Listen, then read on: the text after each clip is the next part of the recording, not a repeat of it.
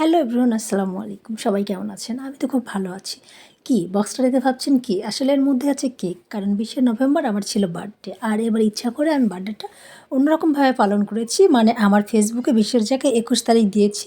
কারণ আমি চেয়েছিলাম আসলে আমার শুভাকাঙ্ক্ষী যারা কাছের আছে তাদের আসলে আমার বার্থডের কথা মনে আছে। আর কাউকে কিছু বলিও নি। বিশেষ কয়েকজন ছাড়া আসলে কারো মনেই ছিল না যে আমার বার্থডে। আর এই যে দেখতে পাচ্ছেন এই কেকটা আসলে আমি আমার মনের মতো করে বলেছিলাম যে আমি এরকম লাল সাদা চাই। তো আপু সেভাবেই দিয়েছে। তো এক কথায় আমি যেভাবে চেয়েছিলাম সেরকমই হয়েছে। আমার খুব ভালো লেগেছে কেকটা। তো যাই হোক, আগে বলেছি কাউকে বলিনি। এই কেকটা শুধুমাত্র আমি, আব্বু আর আম্মু পারিবারিকভাবেই আমরা কেকটা কেটেছিলাম। তো বার্থডেটা একটু অন্যভাবে পালন হয়েছে। সারাদিন ফ্যামিলির সঙ্গে সময় দিয়েছি। তারপর এই তো কেক কাটলাম। কেক কাটার পর এই তো দেখতে পাচ্ছ সেখানে কাউকে দেখা যাচ্ছে না, শুধু আমি। কারণ আব্বু আম্মুকে আমি ক্যামেরার সামনে আনতে চাইনি। আর এই কেকের পোস্ট দেওয়ার পর সবাই আমাকে, আজ 21 তারিখ, সবাই আমাকে আজকে হ্যাপি বার্থডের উইশ জানাচ্ছে। কিন্তু তারা জানেই না যে আসলে আমার বার্থডে ছিল 20 তারিখ।